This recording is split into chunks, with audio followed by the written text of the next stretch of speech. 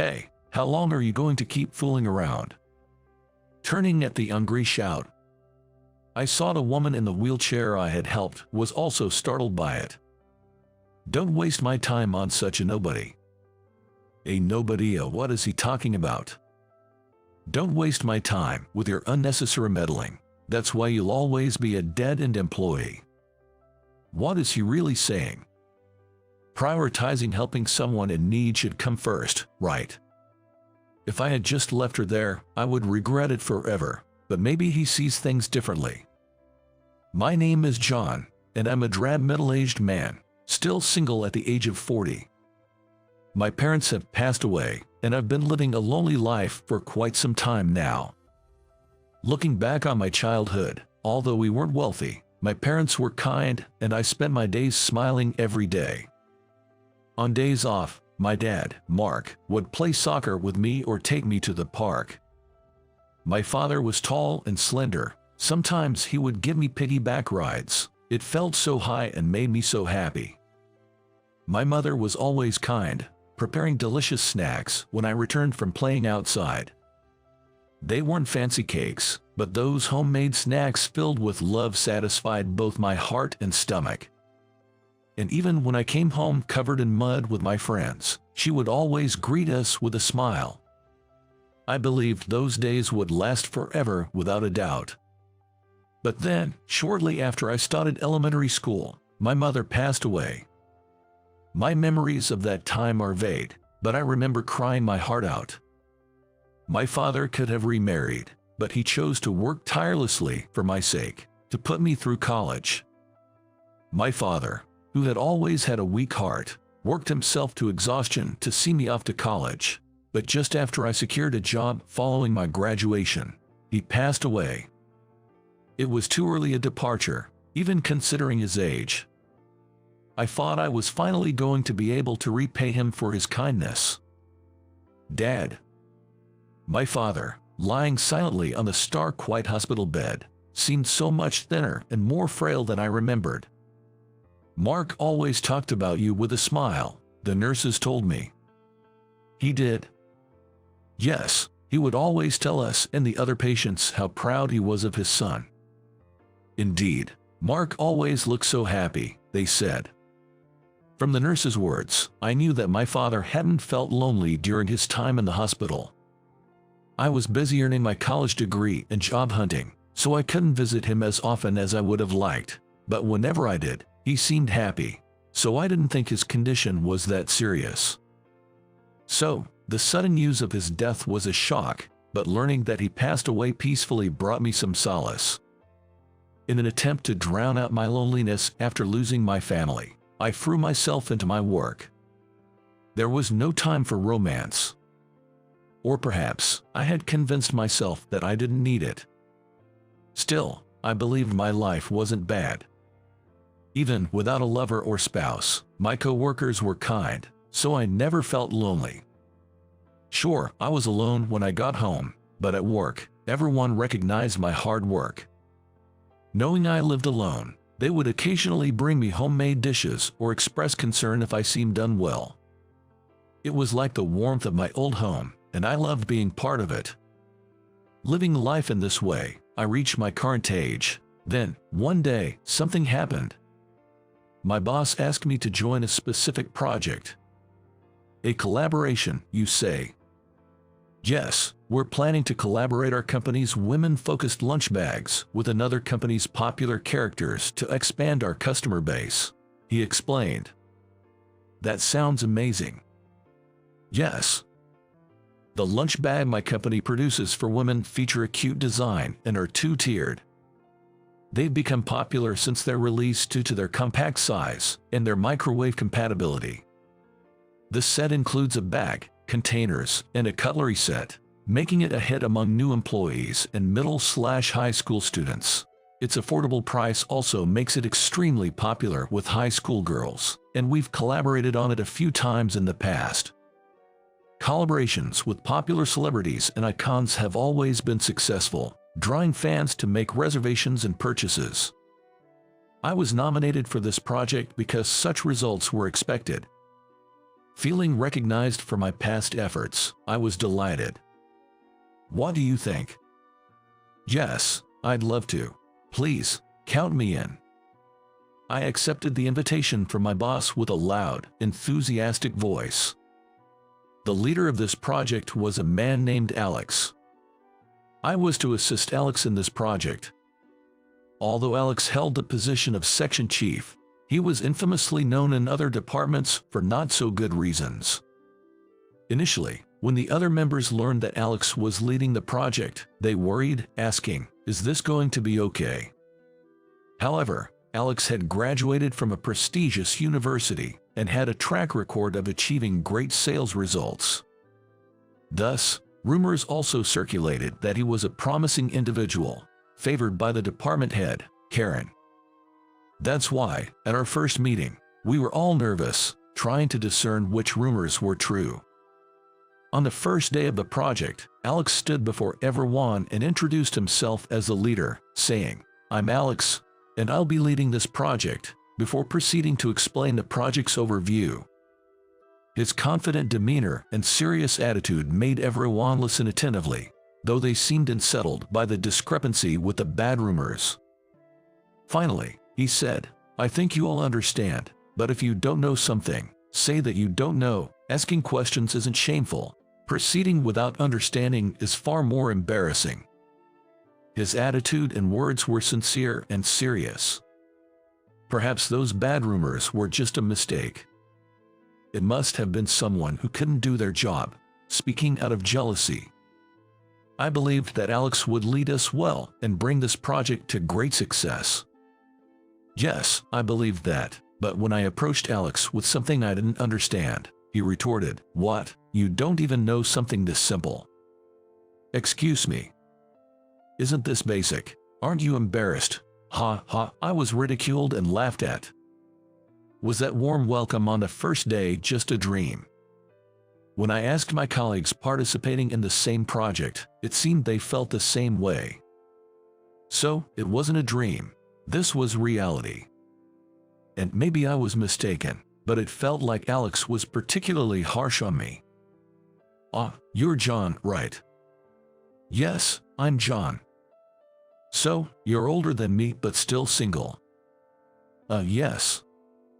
"That's pretty lame, you know. You're not tall, not handsome, just an old man with no redeeming features, a real loser in life, huh?" To say such things to someone's face, his character seemed as bad as the rumors suggested. He would loudly criticize people, making them the butt of his jokes.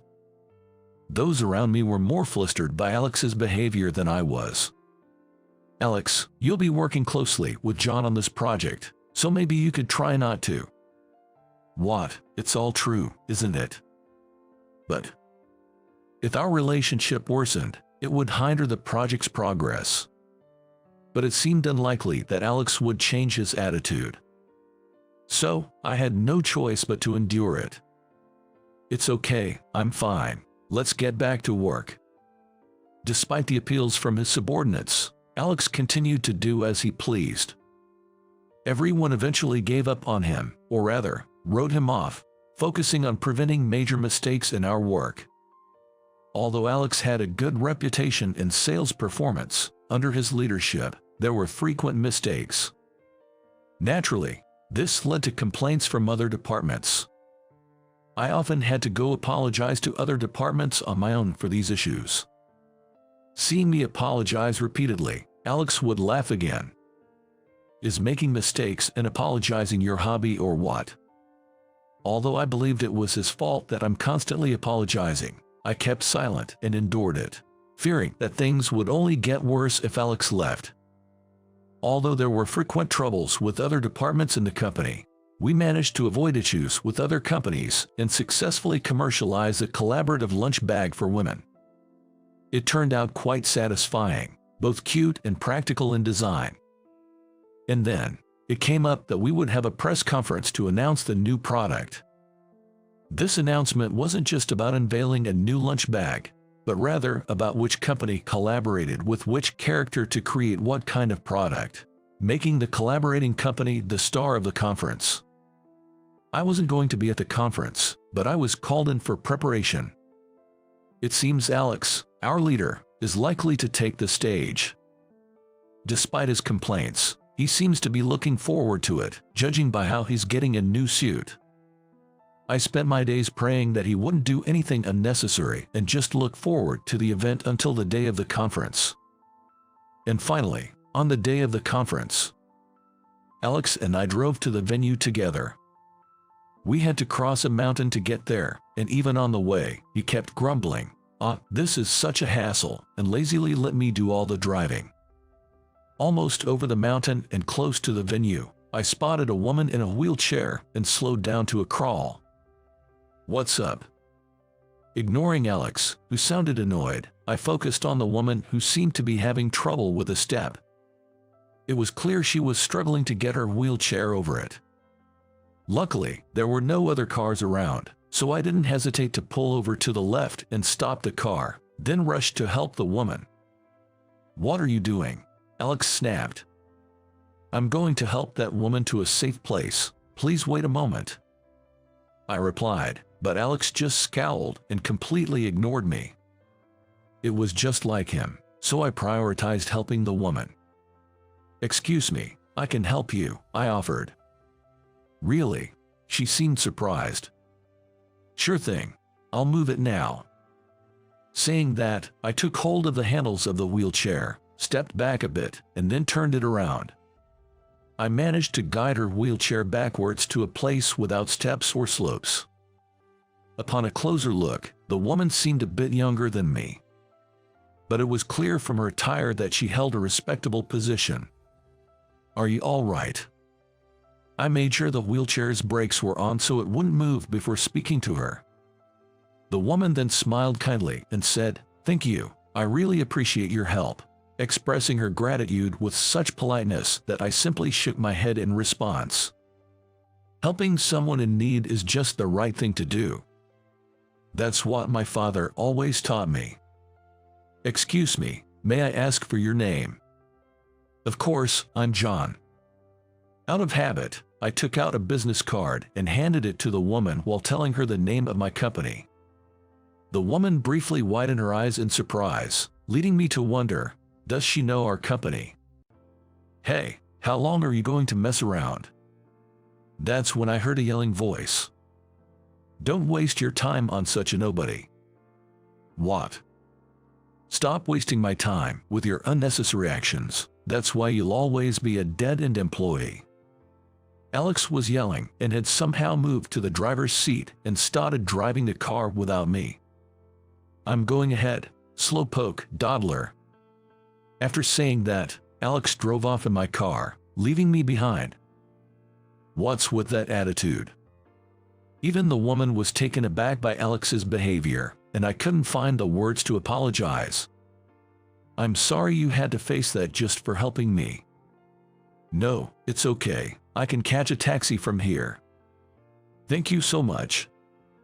The woman kept thanking me, and I assured her it was fine before we parted ways. Checking the venue's location on my phone's GPS, I realized it was within walking distance, so catching a taxi wasn't necessary, which was a relief. Thinking I could make it in time for the conference if I ran, I chose to do so. As I ran up the slight incline, I reflected on Alex's words and actions. Once this project was over, I probably wouldn't have to deal with him again. But working with Alex, I noticed something. He was very subservient to those above him in rank and could get away with small mistakes by charming them. And he was skilled at blaming others for his significant mistakes or making them clean up his messes. Indeed, I was the one who always ended up apologizing since this project started. It's because I felt that aides exist for that reason, and since I'm older, it's natural for me to do the job. I sighed deeply, thinking to myself, no matter how hard one tries, it seems impossible to win against people like Alex. The thought made me feel incredibly frustrated and helpless. When I arrived at the venue, out of breath, the press conference had already started, and I noticed employees from the partnering company glancing over at me. An employee, with whom I had spoken several times during our collaboration, approached me with a look of concern and offered me a glass of water, which I gratefully accepted. Alex was glaring at me fiercely, but I couldn't care less at that point. The press conference went smoothly and ended successfully. John, what happened? I was wondering what happened when that guy came in your car. People from our company knew about Alex's reckless actions. When they asked what had happened to me, I told them the truth about why I was late. About how on my way here, I came across a woman in a wheelchair. About how she seemed to be in trouble, so I stopped my car to help her. And how Alex had just watched us and then left us behind. I softened the harsh words Alex had used, but I'm sure the message was clear to everyone. What? That's terrible. Alex, what kind of person does that? There were voices condemning Alex, but he just coolly retorted, "Oh, you got any proof of that? He's obviously lying. Besides, isn't the real issue here arriving late for an important press conference? Isn't that normal? Professionals shouldn't be late for important work. It's common sense, common sense." You're fired. Fired, Alex said. As he laughed out loud, the many people around him were watching. Alex's behavior was intolerable. We all agreed that once the product was successfully sold and the project was over, we would definitely go and complain about him to the higher-ups. But the next day, the situation took a significant turn. The famously beautiful President Smith came into the morning meeting looking pale. President Smith. What's going on? Everyone was naturally buzzing with questions as President Smith suddenly entered. President Smith marched in and said, "This is a serious situation," while looking at Alex, who had arrived late, and her expression darkened visibly. Seeing her beautiful face turn devilish, everyone gasped. Even Alex, faced with her genuinely murderous intent, stopped in his tracks. "You're Alex, right?" "Yes, I'm Alex." "Do you realize what you've done?" "You hurled insults at a woman in a wheelchair yesterday, didn't you?" Alex seemed momentarily confused, but as he remembered, he glared at me as if he thought I had snitched on him. "That woman is the daughter of the president of the company we collaborated with on the project. Her name is Emily, and she vividly remembers you insulting her and driving away." "What? The president's daughter? That woman in the wheelchair?" Alex seemed confused but appeared to grasp the gravity of the situation. "Emily was worried about being in the way at the venue, so she went for a walk. She often moves around alone because she feels bad about having others push her wheelchair. The venue was only a short distance from where we were. I parted ways with Emily, assuring her she was fine, but it was close enough that she could have made it to the conference in time. It seemed a bit far for a walk, but it was understandable. When Emily saw your face at the venue, she immediately reported to President Johnson. Then, first thing in the morning, President Johnson called, furious, demanding that we bring in the man named Alex. What are you going to do about this mess?" President Smith's anger showed no signs of abating. "If we're not careful, the collaborative product might be discontinued. And since they're a major company, if this gets out, it could look like our company is the problem, affecting future opportunities." Yikes! Alex let out a shriek at President Smith's words. Indeed, if things went as she said, our side would suffer greatly. Alex's assistant, John, was it? "Yes." "You're coming with me to apologize to them." "Yes, I will." Alex's face was pale, and his body was trembling. In this state, he wouldn't be able to make a proper apology. I braced myself for possibly being blamed for everything and followed President Smith. The other company had been informed, and we were immediately ushered into the president's office. As we waited in the luxurious president's office feeling out of place, President Johnson entered. President Smith immediately apologized, and Alex and I followed suit. "We are deeply sorry for the great disrespect our employee Alex has shown." "I am very sorry."